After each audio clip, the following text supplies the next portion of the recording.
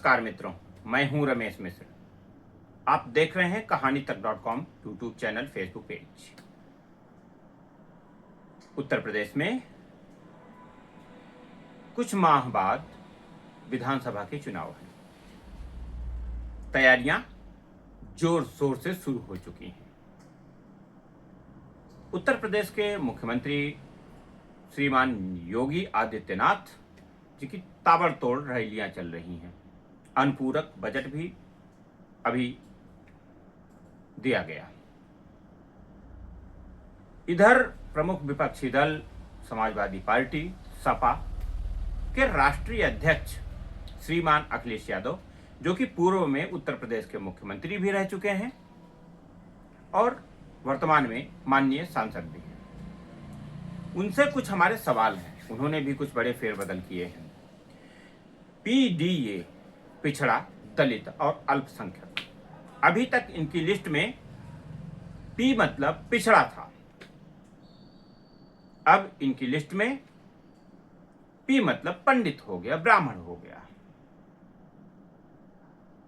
यह बदलाव, यह सहानुभूति, यह अनुकंपा,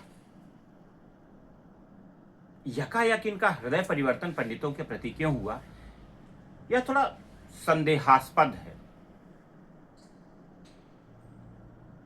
यह एक राजनीतिक पार्टी के रंग बदलने की कवायद भी है, इससे इनकार नहीं किया जा सकता। अखिलेश यादव अपनी सोशल इंजीनियरिंग के तहत उत्तर प्रदेश के 2027 में होने वाले विधानसभा चुनाव में अपनी पकड़ और अपनी उपस्थिति इतनी मजबूत रखना चाहते हैं कि 2027 का जो विधानसभा चुनाव का परिणाम आए, उसमें ये पुनः एक बार मुख्यमंत्री बनने में सफल हो जाने। लेकिन सवाल यह है कि सपा प्रमुख यकायक पंडितों के प्रति इतना सहानुभूतिपरक क्यों हो जाते हैं, उनका हृदय परिवर्तन क्यों हो जाता है। ब्राह्मण आज सभी पार्टियों के निशाने पर है, सवर्ण ही निशाने पर है, लेकिन ब्राह्मण उसमें सबसे प्रमुख निशाने पर है। स्वयं समाजवादी पार्टी के जो मुखिया हैं, राष्ट्रीय अध्यक्ष हैं, वे इस बात को जानते हैं और उन्हीं की पार्टी के लोगों ने हिंदुओं के धर्म ग्रंथों और विशेष करके ब्राह्मणों पर न जाने कितनी बार जहर उगले हैं, अपमानजनक शब्दों का प्रयोग किया है। ब्राह्मणों की गरिमा के साथ मंचों से अपमानजनक शब्दों से बार बार खिलवाड़ किया गया है। तब अखिलेश यादव जी का जमीर नहीं जागता है ब्राह्मणों के प्रति, यकायक हृदय परिवर्तन हो जाता है। वे ब्राह्मणों के प्रति इनकी पार्टी में नेता, वक्ता, प्रवक्ता, सांसद, विधायक जब जहर उगलते हैं तो उस पर यह खेद भी व्यक्त नहीं कर पाते हैं। तो इस बात को कैसे माना जाए कि जो भविष्य होगा, जहां आप अपने पिछड़ा, दलित, अल्पसंख्यक की जगह पंडित, दलित और अल्पसंख्यक जोड़ रहे हैं, वहां पर आपकी पार्टी में आपकी पार्टी के प्रवक्ता, आपकी पार्टी के नेता, आपकी पार्टी के विधायक, आपके पार्टी के सांसद फिर कभी भविष्य में ब्राह्मणों के लिए अपमानजनक शब्दों का प्रयोग, हिंदू धर्म ग्रंथों के प्रति अपमानजनक भाषा का प्रयोग नहीं करेंगे। और दूसरा सवाल हमारा ये बनता है कि चूंकि भारत में इस समय आरक्षण के खिलाफ एक मुहिम चल रही है, जो जातिगत आरक्षण है, उस पर आपके क्या विचार हैं? क्या जो प्रतिभाएं 650-700 अंक ले आती हैं, उनका चयन नहीं होता है? और जहां ये नियम चल रहे हैं, वहां पर 800 में से कोई एक अंक पाता है, उसका सिलेक्शन किया जाता है। इस पर भी कुछ आप बोलेंगे?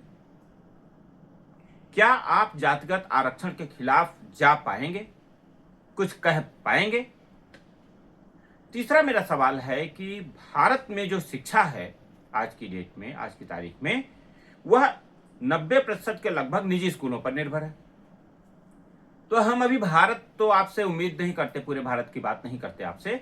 क्या उत्तर प्रदेश में आपकी सरकार बन जाने के बाद आप कोई ऐसा नीतिगत फैसला लाएंगे जिसके आधार पर सरकारी स्कूलों का कायाकल्प होगा और हर अभिभावक खुशी खुशी अपने बच्चे को, चाहे वो नेता का बेटा हो, चाहे मंत्री का बेटा हो, और चाहे एक आम आदमी, एक गरीब का बेटा हो, किसान का बेटा हो, मजदूर का बेटा हो, बिजनेसमैन का बेटा हो, सब सरकारी स्कूलों की तरफ अपने बच्चों को पढ़ने के लिए भेज देंगे और निजी स्कूलों का जो भारी भरकम फीस का बोझ है, जो वसूली का तरीका है, इस पर कोई अंकुश लग जाएगा?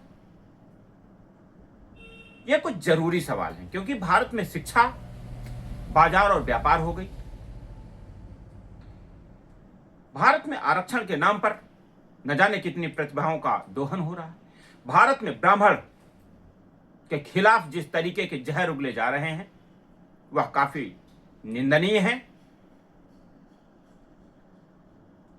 ब्राह्मण चूंकि शांति प्रिय है, ब्राह्मण चूंकि ज्ञान प्रिय है, ब्राह्मण पढ़ने पढ़ाने में भरोसा रखता है, इसलिए कोई भी कुछ भी कह के निकल जाता है और ब्राह्मण अपनी सहनशीलता के बल पर उस पर कोई एक्शन नहीं लेता। ऐसा नहीं कि ब्राह्मण कहीं कमजोर है, लेकिन हमारे समाज में, हमारे समाज के ताने बाने में